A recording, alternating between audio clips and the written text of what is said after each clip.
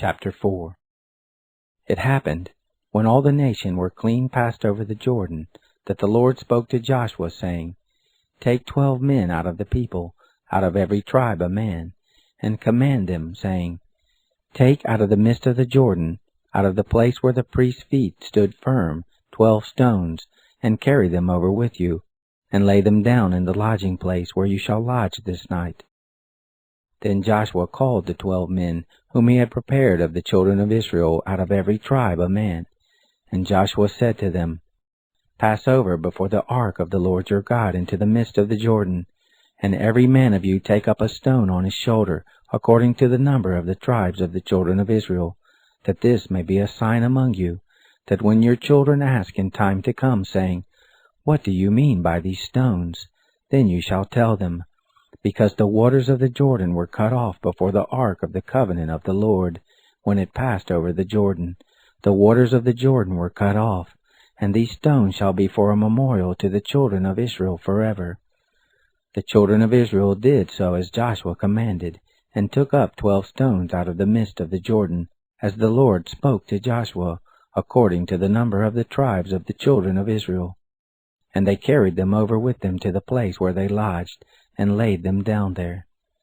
Joshua set up 12 stones in the midst of the Jordan, in the place where the feet of the priests who bore the ark of the covenant stood, and they are there to this day.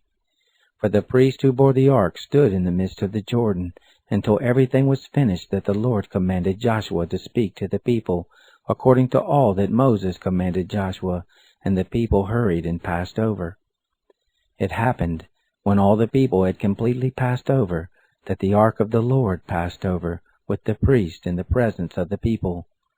The children of Reuben, and the children of Gad, and the half-tribe of Manasseh passed over armed before the children of Israel, as Moses spoke to them. About 40,000, ready armed for war, passed over before the Lord to battle, to the plains of Jericho. On that day the Lord magnified Joshua in the sight of all Israel, and they feared him, as they feared Moses all the days of his life. The Lord spoke to Joshua, saying, Command the priests who bear the ark of the testimony, that they come up out of the Jordan. Joshua therefore commanded the priests, saying, Come up out of the Jordan. It happened, when the priests who bore the ark of the covenant of the Lord were come up out of the midst of the Jordan, and the soles of the priests' feet were lifted up to the dry ground, that the waters of the Jordan returned to their place, and went over all its banks as before.